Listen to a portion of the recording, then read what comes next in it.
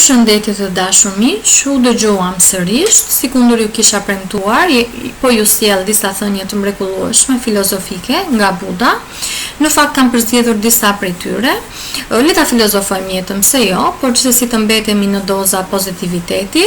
Unë do përpiqem që gjatë kohës që ju tregoj pra çdo thënie të Budës që kam përzgjedhur, t'i bëjmë një interpretim psikologjik, social, në mënyrë të tillë që pse jo, çdo thënie apo aforizëm e tij të na vlejë si një guidë praktike për jetën apo si një mësim me vlerë për ditën tonë, për jetën tonë, që ne të jemi sa më të suksesshëm dhe të gëzojmë një mirëqenie psikologjike. Atëherë le të fillojmë me thënien e parë. Kur mos u dorëzo, gjërat e mira marrin kohë. Kjo është e vërtetë, duhet të jemi të duruar, të përpiqemi të paktën ne të bëjmë pjesën tonë, maksimalisht pjesën tonë, që gjërat të shkojnë mirë dhe çdo gjë kërkon kohën e vet për t'u realizuar.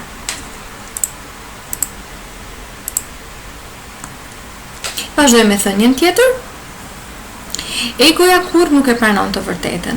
Në fakt, nëse ne do të kishim një dozë mesatare, le të themi neutrale të egos, do të vlente, sepse ne do të tregonte që ne kemi ambicie për të ecur përpara, por dozat e larta të egos na bëjnë që ne të dëmtojmë veten, marrëdhëniet tona dhe mbi të gjitha të mos pranojmë realitetin. Kështu që duhet të jemi neutral në këtë aspekt. Vazhdojmë me thënien tjetër. Në thënien e radhës, e cila thot, kur ti dëshiron të mirën për të tjerët, do të tërheqësh gjërat të mira rreth vetes. Ky është ligji i natyrës. Në fakt, më shumë se kur, sot kemi shumë nevojë që ne të tregojmë gjeste mirësie kundrejt të tjerëve, sikundur përpiqemi që të bëjmë paktën sa të mundemi të mirën tonë për ta, në këtë mënyrë kemi tërhequr dhe mirësinë për veten. Po dëgjojmë realitete shumë të trishta midis humanësh, pra midis njerëzish, ngjarje shumë të trishta, prandaj do doja dhe do t'ua këshilloja si një postulat të ditës tuaj, të jetës tuaj, përpiquni që ata të cilët keni pranë bëjini të ndihen mirë, sepse në këtë mënyrë keni bërë një gest mirësie dhe kundrejt këtyre personave që keni pranë, por dhe kundrejt vetes tuaj. Vazhdojmë me thënien e radhës. Kur mos lejo të kontrollojnë këto tre gjëra, e shkuara, parat, lekët pra, dhe njerëzit. Në fakt, nëse ne do të mund të gjenim një ekuilibër midis të tre këtyre pjesëve të jetës tonë, atëherë ne do të arrinim të gjenim një mirëqenie psikologjike dhe sigurisht një lehtësi, një qetësi shpirtërore, mendore, psikologjike jonja, do të ndikonte edhe në aspektet tona fizike. Kështu që përpiqemi në jetën tonë të gjejmë një ekuilibër midis të shkuarës, parave dhe njerëzve dhe gjithçka do të jetë shumë më mirë. Pra do të shkojë çdo gjë në rregull dhe do të jetë e mrekullueshme. Mos lejo që sjellja e të tjerëve të shkatrojë qetësinë tënde të brendshme. Në fakt kjo është e vërtetë. Ne nuk mund të mohojmë faktin se mendimet, interpretimet apo sjellja e të tjerëve ndikon tek ne, sigurisht tek ndikon sjellja e personave të cilët ne kemi pranë, e miqve, e kolegëve, e të afërmve, e partnerëve kështu me radhë, por unë do t'ju këshilloja që le të gjejmë rëndësinë e duhur për çdo sjellje të individëve të cilët ne na rrethojnë dhe rëndësinë e duhur për ato çka ato mendojnë dhe thonë për ne. Në momentin që ne u vendosim rëndësinë e duhur, atëherë arrim të krijojmë një sens logjik të situatave dhe kështu që lehtësojmë dhe veten tonë dhe lehtësojmë dhe anën tonë të brendshme. Vazhdojmë. Atëherë gjithmonë njerëzit e gabuar të mësojnë mësimin e duhur në jetën tënde. Kuptohet që në jetë mund të na ndodhin gjëra jo të mira, të bëjmë gabime, të njohim, të takojmë njerëz të gabuar, por gjithmonë nga përvojat dhe eksperiencat tona të dimë të mësojmë. Të marrim një mësim dhe këtë mësim ta zbatojmë, ta vendosim pra në jetën tonë. Kjo është gjëja më e mirë mundshme që mund të bëjmë pra në të tilla situata. Provoj vetes tënde veten, jo të tjerëve. Përpiqemi të krijojmë konfidencë me veten, të njohim veten, të ndihmojmë veten, pra të parët të cilët ne mund të japim ndihmë vetes tonë jemi vetëm ne. Nëse ne do arrim të krijojmë këtë konfidencë, do arrim të njohim veten dhe të dimë pikat e forta, pikat e dobta, ku kanë shkuar, ku nuk kanë shkuar gjërat ashtu siç duhet, atëherë ne në një farmase e kemi shpëtuar veten nga kjo parehati, le të themi, mendore, emocionale, psikologjike jona. Dhe pastaj të përpiqemi që ato që ne vërtet jemi dhe ato që ne vërtet mendojmë, t'ua tregojmë pra dhe të tjerëve. Vazhdojmë me thënien e radhës. Largësia midis ëndrrës dhe realitetit është vetëm veprimi. Dhe kjo është e vërtet, sepse të gjithë ne kemi ëndrat tona, të gjithë ne kemi ëndrat të cilat i mbajmë në sirtar, po shpesh herë përpiqemi që këto ëndra ti mendojmë dhe ti vendosim vetëm në një nivel mendimi. Pra, të mendojmë për ëndrat tona, por harrojmë diçka shumë të rëndësishme, të veprojmë. Pra, nëse ne vërtet kemi një ëndër, nuk mjafton vetëm ta mendojmë këtë ëndër, vetëm të mendojmë rreth kësaj ëndre, por duhet dhe të veprojmë. Ky është çelësi për ta bërë realitet pra ëndrrën tonë. Vazhdojmë me thënien tjetër. Paraja është shpikja më e keqe në jetën e humanit, por është materia më e besueshme për të testuar natyrën humane. Në fakt, paraja është, le të themi, testi më i mirë që mund të bëhet për të treguar vlerat e një individi. Si vlerat pozitive, ashtu dhe në vlerat negative. Kështu që të përpiqemi në momentin shumë mirë që kemi të ardhura, sepse dhe ana materiale ka pjesën e vet, por në momentin kur ne kemi të ardhura, të mos harrojmë të mbushim dhe pjesën shpirtërore, pra të mos lëmë një anë të ushqejmë dhe pjesën shpirtërore. Kjo është shumë e rëndësishme. Për ne dhe për personat të cilët janë rrotullesh, pra të cilët janë pjesë e jetës sonë. Vazhdojmë me thënien tjetër. Kur mos i trego dobësitë e tua botës, sepse botës vetëm i intereson të luaj me të. Në fakt, kësaj thënie, unë do t'i bashkangjis dhe një tjetër interpretim të një thënie të cilën e kam lexuar pak më parë, e cila thoshte në dobësitë tona, mendimet tona, situatat tona, çështjet tona të cilat ne i kemi të pazgjidhura dhe që hasim vështirësi, bëjmë mirë t'i vendosim brenda dhomës tonë, të bisedojmë me to, të mendojmë rreth tyre, rreth zgjidhjeve të mundshme dhe më pas, kur ne të dalim jashtë, të kemi marrë një mësim dhe të jemi gjithnjë më të fortë. Kjo do të ishte zgjidhja më e mirë në momente kur ne ndjehemi të dobët dhe në momente kur ne hasim vështirësi pra në ditët tona, në jetën tonë. Vazhdojmë me thënien e radhës, po, dhe kjo është një thënie shumë e bukur, të cilën unë do doja t'ua dedikoja si një postulat të ditës suaj, pse jo një motiv më tepër, këto fjalë të jenë për vazhdimin e ditës apo të jetës suaj. 4 janë fjalët më të rëndësishme në jetë: dashuri, ndershmëri, e vërteta, respekti. Pa to nuk ke asgjë në jetë. Përpiqemi le të themi të mbajmë këto fjalë si fjalë të arta në jetën tonë, si një byrzylyk i artë i vendosur në duar tona, dhe kështu do të kemi një jetë më të qetë dhe më të mirë. Trajno mendjen tënde të shohësh pozitive me çdo gjë. Pozitivja është zgjidhja. Lumturia në jetën tënde varet nga cilësia e mendimeve të tua.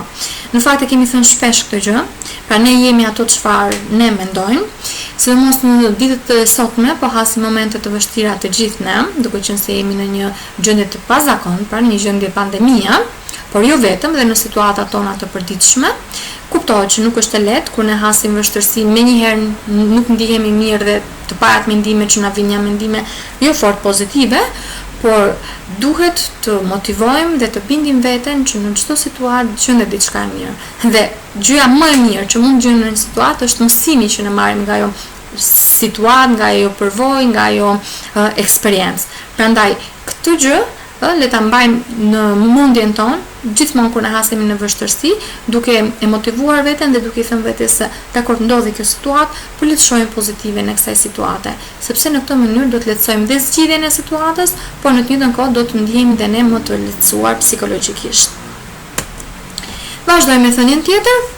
Kuptoni se jeni asgjë, çdo gjë që ju rrethon është e përkohshme. Vetëm dashuria në zemrën tuaj zgjat përgjithmonë.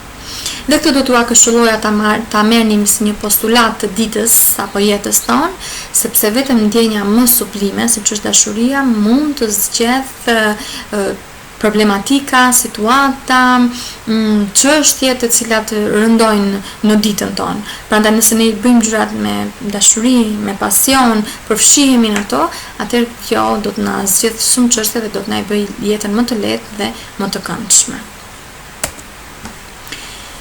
Gabimi më i madh që ne bëjmë në komunikim është se nuk dëgjojmë për të kuptuar, dëgjojmë për të përsëritur. Në fakt kjo të jetë një këshill, mini këshill për të gjithë ne, sepse shpesh na ndodh që në komunikimet që ne kemi me kolegë, me të afër, me familjarë, me vis partnerësh, mund mos i kuptojmë drejt ato, mund mos i kushtojmë vëmendje për të kuptuar çfarë kërkohet prej nesh, kështu që të jemi pak më të duruar, pak më të arsyeshëm, të kuptojmë çfarë kërkohet nga ne dhe të mos përsërisim një situatë, një problematikë e cila ndodhet xha, po të përpiqemi ta kuptojmë dhe ta zgjidhim duke qenë të mirë kuptueshëm dhe duke ditur se si mundet të zgjidhet kjo situatë, duke gjetur zgjidhjet e mundshme për këtë situatë.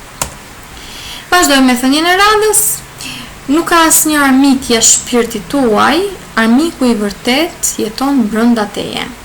Zemërimi, egoja dhe urrejtja.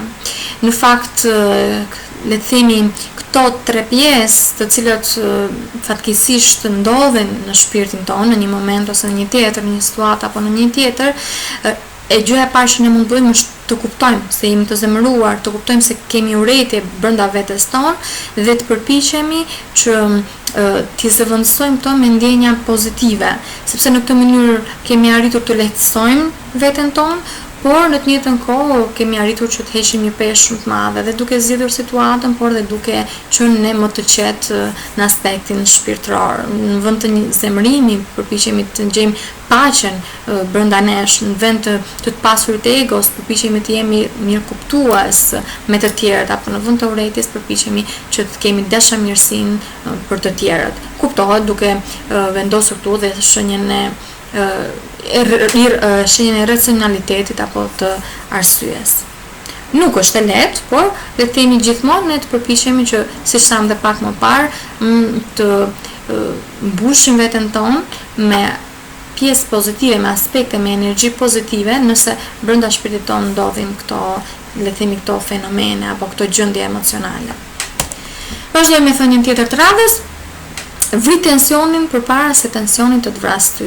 Dhe shumë aktuale në ditët e sotme, të gjithë ne për shkak të situatës në cilën ndodhemi, për shkak të gjendjes pandemisë, për shkak të jetës të cilën ne bëjmë, e cila është e vrullshme, e cila është e paqëndrueshme, e cila kërkon shumë energji prej nesh, pas në aspektin profesional, personal, e kështu me radhë, krijon tension. Prandaj përpiqemi që të gjejmë një neutralitet të gjendjeve tona emocionale, të situatave tona dhe ta mbajmë në kontroll të gjendjen tensioni, sepse në të kundër do të dëmtojmë veten, do të dëmtojmë marrëdhëniet tona dhe gjithçka që ndodhet rreth nesh. Vazhdojmë me thënien tjetër të radhës, dhe kjo një thënie shumë e bukur. Mos fol, vetëm vepro. Mos thuaj, vetëm trego. Mos premto, vetëm provo. Çka do të thotë se shpesh herë ne vetëm kemi dëshirë të flasim mbi gjërat. Ne vetëm i bëjmë gjërat, por thjesht mbetemi aty. Nuk dim më pas që t'i provojmë të gjëra, pra se këto gjëra kanë ndodhur, apo nuk dim më pas që jo vetëm t'i flasim gjërat, t'i dëshirojmë gjërat, t'i mendojmë gjërat, por dhe të veprojmë. Pra, të veprojmë mbi ato gjëra të cilat ne kemi dëshirë për t'i arritur. Të veprojmë mbi ato qëllime, mbi ato objektiva të cilat ne kemi dëshirë të arrijmë. Ky është çelësi i çdo suksesi. Të veprojmë. Vazhdojmë me thënien e radhës. I gjithë sekreti i ekzistencës është që të mos keni frikë. Kur mos keni frikë se çfarë do të bëhet prej jush, nuk varet nga askush. Pra, përpiqemi që përvoj çdo eksperiencë tonë, ekzistencën tonë të mirëfillt, të mos të mos provojmë ndjenja frike apo ndjenja ankthi pas sigurie. Çdo gjë do të shkojë mirë, sepse disa gjëra varen prej nesh, disa të tjera nuk varen prej nesh. Ne duhet të jemi të ndërgjegjshëm për këtë pjesë. Vazhdojmë në thënien tjetër të radhës. Po, kjo është thënia të cilën unë kam dashur ta përmbyll, le të themi, të gjithë këtë rrugtim me thënie të mrekullueshme nga Buda, duke dashur t'u lënë një postulat për ditën tuaj, për jetën tuaj, pse jo, këtë thënie ta vendosim një mësim të madh, të rëndësishëm në jetën tonë, sepse jam shumë e bindur që të gjithë ne për situatat tona, për çështjet tona, në marrëdhëniet tona apo në gjendjet tona shpirtërore, psikologjike, të gjithë gjendemi brenda kësaj thënie. Atëherë po ua citoj. Mos besoni në asgjë thjesht sepse e keni dëgjuar atë. Mos besoni në asgjë thjesht sepse është folur dhe përfolur nga shumë njerëz. Mos besoni në asgjë tjetër vetëm në autoritetin e mësuesve dhe pleqve tuaj. Mos i besoni traditave sepse ato janë dhënë për shumë breza. Por, pas vëzhgimit dhe analizës, kur e kuptoni se çdo gjë pajtohet me arsyen dhe është e favorshme për të mirën dhe dobinë të gjithëve, atëherë pranoni dhe jetoni në të. Pra një thënie e mrekullueshme. Mirë të dashur miq, unë ju falenderoj për kohën, uroj dhe shpresoj që këto thënie t'ju kenë motivuar ditën, pse jo t'ju kenë shtuar dozat e pozitivitetit dhe t'ju jenë bërë postulate të rëndësishme të ditës tuaj, mësime me vlerë pra për jetën tuaj. Do t'ju ftoja që për të patur sa më tepër materiale pozitive psikologjike, ju të vizitoni faqen tonë. Do t'ju uroja një vazhdim dite të mbar dhe ndëgjohemi sërish pra në videoregjistrimet e radhës. Si gjithmonë, ju uroj shëndet dhe një mirëqenie psikologjike dhe fizike.